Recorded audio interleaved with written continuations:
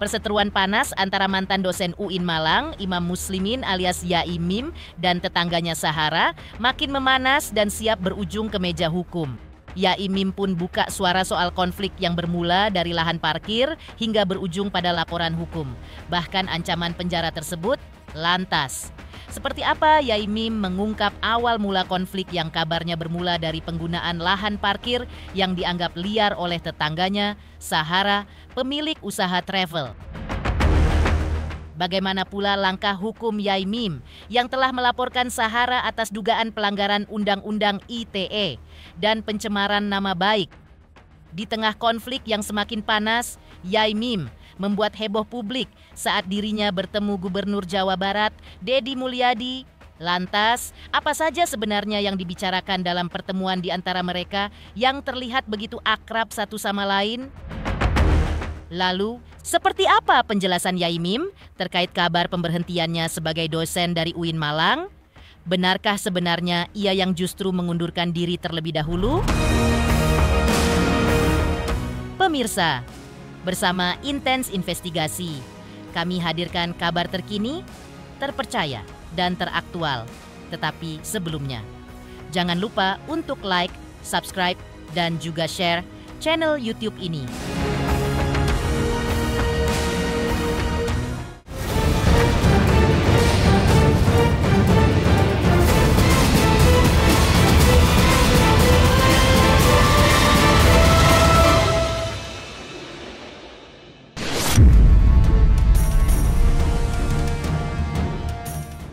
Pemirsa Intens Investigasi, perseteruan panas antara mantan dosen UIN Malang, Imam Muslimin, atau yang dikenal sebagai Yai Mim dengan tetangganya Sahara, kini berubah menjadi drama hukum yang menyita perhatian publik. Dalam wawancara dengan tim Intens Investigasi, Yai Mim membeberkan kronologi awal mula konflik yang disebutnya bermula dari satu hal, yakni lahan parkir. Menurut Yai Mim, tanah yang dipersoalkan sejatinya telah diwakafkan oleh istrinya untuk jalan umum. Namun kenyataannya, jalan tersebut justru dipenuhi kendaraan milik Sahara, pemilik usaha travel, yang garasinya tak mampu menampung jumlah armada yang terus bertambah. Hal itu kemudian membuat jalanan sekitar rumah Yai Mim seolah menjadi tempat parkir liar. Mobil-mobil berjejer menghalangi pintu keluar, memacetkan akses warga, dan memicu ketegangan yang makin hari makin panas. Di tengah kekacauan, sang istri mencoba meredam. Tapi viralnya kasus ini justru membuka tabir baru. Netizen di Malang mulai bersuara, mengungkap jejak konflik serupa yang melibatkan Sahara di perumahan lain, keluhan soal kebisingan, parkir semrawut, bahkan dugaan perilaku tak pantas makin memperkeruh suasana. Bukan apa, hanya sekedar ingin lihat seperti apa kayaknya dia begini-begitu. Ya, apa? Ini. Sertifikatnya mana? Sertifikatnya keluarin. Sertifikatnya keluarin. Memang kamu siapa? Loh. Minta Loh sertifikat. kamu loh, ngaku-ngaku gak ada data. Hah? Gak malu. Iya. Sertifikat mana? Loh, bukan aku gak ngaku-ngaku gak kayak sampean. Sampean yang bilang beli ini itu padahal gak dibeli. Gak malu sampean, udah dimalukan sama orang banyak. Hah? Enggak. Loh, berarti sampean memang stres kalau kayak gitu. Biar nih stres. Hah? Loh, biar stres gimana? Ya enggak gimana. Tobat udah tua. Tobat udah tua. Iya, tobat. Habis ini masuk kubur, biar gak disiksa malaikat. Iya, siap. Mati Hah? enggak apa-apa, Pak. Loh, Kayak iya memang waktunya. Panggilin orang, Kak. Mati enggak apa-apa. Iya, Ya. panggilin yang Hah? pojok. Kena aku awas loh. Kena aku Loh, awas loh. iya wes, gak apa-apa. Wong ngaku-ngaku sertifikatnya mana? Memang kamu siapa? Loh, emang kamu siapa? Kamu Katanya, siapa? waduh. Lu Kamu terus kamu siapa? siapa? Kata-kata ini. Dekenya jenderal ini itu. Waduh, keluar-keluar tok sampean Pak, gak ingat umur. Saya dengan Pak Sofyan ini seperti kakak beradik aja. Bahkan saya pernah mengatakan, ini adik saya yo, siapa mengganggu dia sama dengan mengganggu saya. Pernah itu saya katakan di video di medsos ya. Terus Ibu Sahara ini baik dengan saya pun baik. Anak-anak mereka kalau sakit tak transfer uang. Bahkan ketika saya ke Jakarta misalnya sampai 10 hari, semua tak belikan kaos. Kejadiannya sudah saya sampaikan banyak itu di berbagai media. Intinya adalah lahan parkir tanah jalan yang saya peruntukkan untuk jalan umum, bahasa mereka diwakafkan, itu didirikan kandang kambing, itu persoalan kan. Itu aja pemicunya. Saya nggak mau jalan yang sudah diwakafkan oleh istri saya, Ines, itu tanah saya kan 16, 18, 17, artinya meteng orang bilang itu, hamil. Lalu saya ambil 11 saja. Berarti ada 5 meter, ada 7 meter, ada 6 meter, saya wakafkan, saya berikan, kami berikan untuk jalan. Siapapun boleh lewat. Akar permasalahannya itu cukup simpel kok, dan nggak perlu besar seperti ini. Kalau bisa diselesaikan dengan baik-baik, dikomunikasikan ya, yaitu kalau menurut kami adalah parkir liar. Bu Suhara ini kan memiliki travel. Nah, saking banyaknya kendaraan, sedangkan garasinya itu tidak bisa menampung kendaraan sedemikian banyaknya itu, mereka parkir di jalan-jalan, termasuk banyak di depan rumah kami yang menghalangi lalu lintas kendaraan keluar masuk ke dalam rumah kami dan juga kendaraan warga. Setelah kasus ini viral, ternyata saya banyak mendapatkan laporan dari netizen, terutama yang di Malang, di kediaman Bu Suhara dan keluarga sebelumnya, mereka juga bermasalah dengan lahan parkir gitu. Nah, itu ada namanya perumahannya Perumahan Bumi Madinah. Banyak keluhan sebelumnya itu bahwa parkir liar, kemudian ada juga berisik, kemudian maaf ada minum-minuman keras juga ada gitu. Itu yang saya baca di komen-komen netizen seperti itu. Di tengah konflik yang makin memanas, istri Yaimim pun menunjukkan dokumentasi visual yang memperlihatkan deretan mobil milik Sahara terparkir tepat di depan garasi rumah mereka. Pemandangan itu bukan sekadar mengganggu, tapi sudah menjadi rutinitas yang menghambat aktivitas keluarga dan warga sekitar. Sahara, yang dikenal sebagai pengusaha rental mobil, disebut-sebut sebagai salah satu yang tersukses di Malang. Lahan parkir yang dimiliki diduga terlalu sempit, sementara armada terus bertambah. Akibatnya, jalan umum berubah fungsi menjadi garasi darurat. Ironisnya, Yaimim mengaku sudah menawarkan solusi. Di depan rumahnya terbentang tanah seluas 30 kali 18 meter. Cukup luas untuk dijadikan area parkir. Tapi lahan itu diduga tak pernah dimanfaatkan. Mobil-mobil tetap memenuhi jalanan, bahkan atas arahan pengurus RT. Yaimim mengaku tidak mengetahui motifnya, tapi dampak yang terjadi nyata. Akses warga terganggu, lalu lintas tersendat, dan ketegangan sosial tak terhindarkan. Ini kebetulan saya punya dokumentasi Di depan saya. Ya. Di depan pintu garasi. Posisinya memang tepat di depan rumah. Tepat di depan. Sebenarnya banyak, saking banyaknya kendaraan, ya ratusan Mbak, ya ratusan mobil mewah, pengusaha sukses di Malang. Saya kira dia rental terbesar di Malang itu. Karena mobil Innova Ribbonnya itu lebih, katanya Mas Agil itu lebih dari 80. Terus BMW itu yang sekitar 100. Terus itu masih bisa, mobil apa saja bisa. Mobil box ada. Jadi terbesar ini. Lahan parkirnya sangat sedikit. Ini problemnya. Tapi sebenarnya saya sudah ingin menolong dengan membebaskan di depan rumah saya itu ada tanah 30 kali 18 meter. Itu luas bisa untuk parkir, tapi tidak digunakan. Awal menjadi masalah juga, mobil itu justru disuruh parkir di jalan oleh pengurus RT. Saya tidak tahu apa motivasinya Pak Mujani justru menyuruh Pak Sofyan agar memarkir kendaraannya di pinggir jalanan.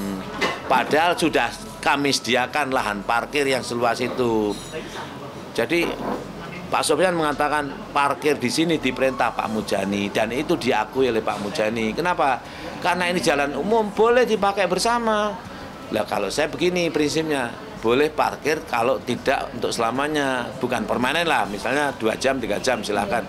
Lah ini sampai semalaman. Kok semalaman? Enggak, saya berhari-hari. Ketika konflik tak kunjung reda, jalur hukum menjadi pilihan terakhir yang kini ditempuh oleh Yai Mim. Kuasa hukumnya memastikan bahwa laporan sudah dilayangkan sejak beberapa waktu lalu. Pemeriksaan yang seharusnya dilakukan hari ini terpaksa ditunda karena posisi klien berada di luar kota. Fokus utama mereka adalah pelanggaran Undang-Undang Informasi dan Transaksi Elektronik atau ITE, konten digital yang dianggap merugikan termasuk dugaan persekusi terhadap Yai Mim akan diproses dalam laporan terpisah. Menurutnya, ini bukan sekadar soal hukum, tapi soal harga diri. Reputasi, nama baik, dan martabat seorang tokoh pendidikan yang telah lanjut usia, menurut kuasa hukum, diduga telah diinjak-injak secara tidak manusiawi. Sementara itu, upaya mediasi yang sempat diinisiasi oleh aparatur pemerintahan gagal membuahkan hasil. Undangan dianggap datang terlalu mendadak, sehingga baik Yai Mim maupun kuasa hukumnya tidak hadir.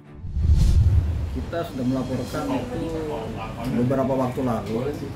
Seharusnya hari ini beliau, klien kami diperiksa. Cuma karena posisi saya juga masih di luar kota, klien saya juga di luar kota, sehingga kita belum bisa hari ini, sehingga dilakukan pemeriksaan nanti hari Selasa minggu depan. Bahkan saya fokusnya ke Undang-Undang ITE. Ini baru satu LP, Mbak. Nanti ada LP baru yang menyusul. Jadi kemarin oknum-oknum yang sudah melakukan tindakan-tindakan yang bertentangan dengan hukum, yang melakukan persekusi terhadap klien kami, itu pun akan kami proses. Ada LP-nya tersendiri. Dan ini nanti timnya dibagi. Kalau kerugian ini boleh katakan tidak bisa ditakar ya, karena ini berbicara reputasi, nama baik, harkat dan martabatnya dilecehkan, direndahkan, dan diinjak-injak. Apalagi beliau orang tua, kita hidup dalam budaya di Indonesia, budaya ketimuran yang kita harus menghormati, menghargai satu sama lain. Ternyata klien saya mendapatkan perlakuan yang tidak manusiawi seperti itu. Bayangkan kalau itu dialami oleh orang tua kita, bagaimana kita harus bersikap. Belum ada mediasi dan tidak ada mediasi, belum tercapai karena kemarin kami ada menerima undangan. Kemarin apa 2 hari lalu saya lupa ya. Saya jadi menerima undangan dari aparatur pemerintahan lah ya. Bukan aparatur penegak hukum, aparatur pemerintahan dilakukan mediasi. Saya terima undangan jam 5 pagi itu dilakukan mediasi jam 3 sore. Bagi saya ini kan terlalu terlalu mepet ya. Saya tidak tahu berjalan atau tidak, yang jelas pihak kami kan tidak hadir. Prinsipal saya tidak hadir, kami dari tim kuasa hukum juga tidak hadir. Di tengah konflik yang semakin panas, Yai Mim membuat heboh publik saat dirinya bertemu Gubernur Jawa Barat, Deddy Mulyadi. Lantas, apa saja sebenarnya yang dibicarakan dalam pertemuan di antara mereka yang terlihat begitu akrab satu sama lain?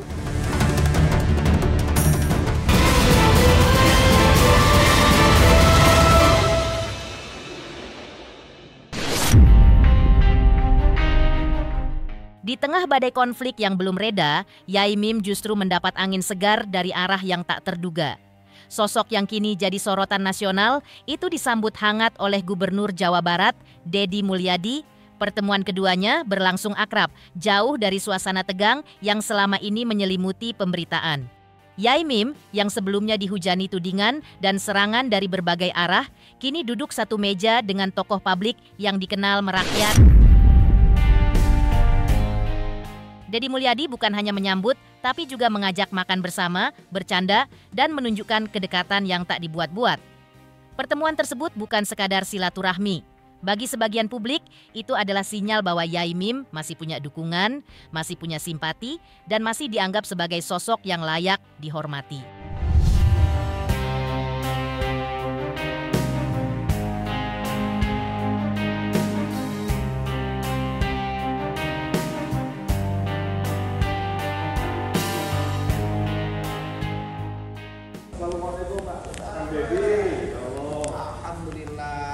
Tiap hari saya nonton Pak Kiai bisa sampai sini gimana ceritanya? Alhamdulillah. Ahlu turuk, Yasil ahlu turuk tahu tadi. Orang yang hatinya bersih karena ilmu tarekat akan ketemu dengan yang sama. Iya, saya ketemu dosen S2 ini. S3. Saya kan berwasit pok nggak boleh sekali menurut pok. Kudu antara tok dengan tok. Kenapa? Karena ini nggak jelas gitu. Jadi Kamu mengira Kang Deddy begitu, padahal enggak. Dalam hidupmu, jaga mulutmu, jaga hatimu, jangan sampai menyakiti siapa apa tanpa beda. Ojo sampai nglarani sapa wae wis. Gene tingkah lakumu nglarani wong liya kuwi namanya khilaf. Ojo duwe niat Allah. Jangan punya niat elek nang sapa wae wis. Kowe ketemu karo Deddy. Sejak ini Deddy Mulyadi sapa? Pertemuan itu bukan sekadar basa-basi politik. Sang istri menyebut momen tersebut sebagai pertemuan yang menyenangkan, penuh tawa dan kedekatan batin. Yai Mim sendiri pun mengaku sudah lama mengenal Deddy. Dalam pandangan Yai Mim, Deddy adalah sosok filsuf yang hidup di tengah rakyat. Seorang budayawan yang tak hanya bicara, tapi juga berbagi. Dan disitulah mereka bertemu, dua pribadi yang sama-sama dermawan, sama-sama mencintai nilai-nilai kemanusiaan, dan sama-sama percaya bahwa kekuatan seorang tokoh ada di hati masyarakat. Ya, alhamdulillah. Pertemuan kemarin sangat menyenangkan. Saya merasa antara Yai Mim dengan Pak Deddy Mulyadi. Saya, Gus Miftah, Kang Deddy Mulyadi itu sudah lama kenal, ya, alias bestian itu. Jadi ketemu ya sudah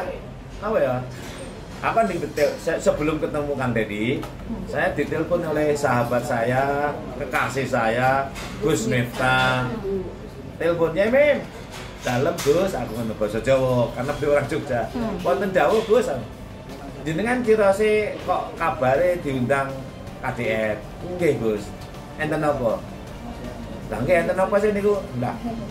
Bukankah KDM itu milik kita toh Gus? Oh nggih leres. Ngoten tok, mboten apa. Satu circle gitu. Nah, saya Gus Miftah, Kang Deddy itu bestinya udah lama. Kang Deddy kan orang filsafat, orang budaya, orang rakyat. Kang Deddy kan suka main itu, ngasih-ngasih uang. Itu saya juga. Kemarin gini, saya datangin, "Loh, lah kok sampean ya, Mim?" Ya iyalah. Ini topi saya langsung diambil. Jadi Kang Deddy itu ngambil topi saya dari kepala, diambil, dikasih uang 3 juta. Ini 3 juta. Nah, untuk apa? Tak bagi-bagikan.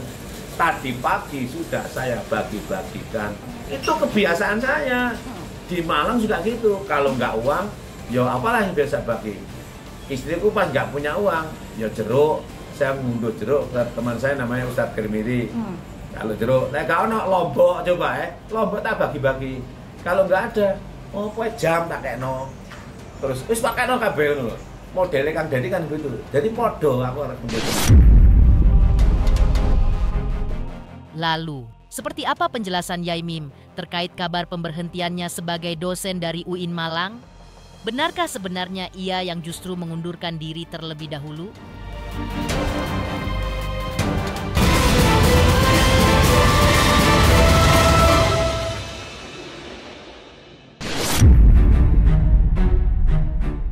Di tengah pusaran konflik yang menyeret nama besar dan reputasi, Yai Mim akhirnya angkat suara soal statusnya sebagai dosen di UIN Malang.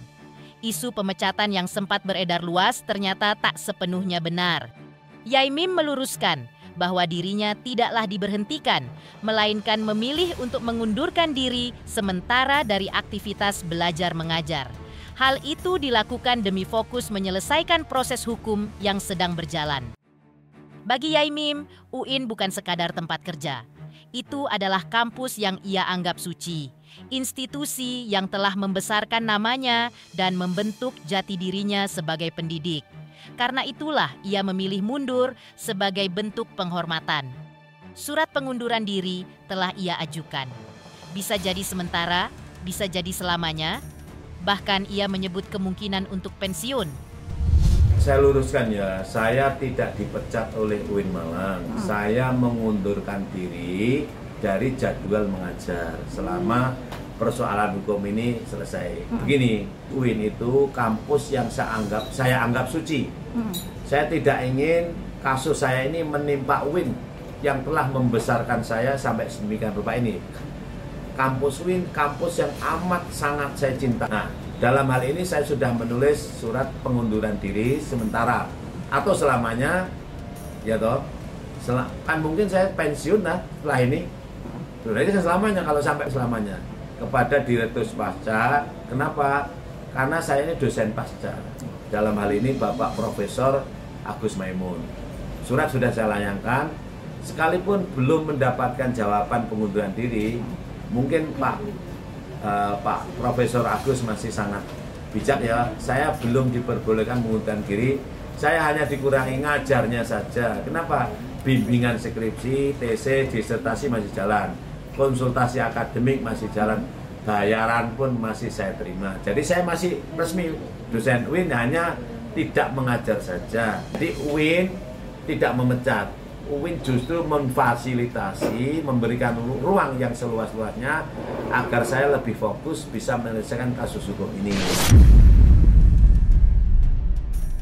Pemirsa Intens Investigasi, jangan lupa saksikan terus Intens Investigasi. Dan pastikan, jangan lupa untuk like, subscribe, share, dan juga komen. Tim redaksi Intens Investigasi juga mengucapkan banyak terima kasih kepada semua subscribers. Hingga channel Intens Investigasi kini menuju 4 juta subscribers.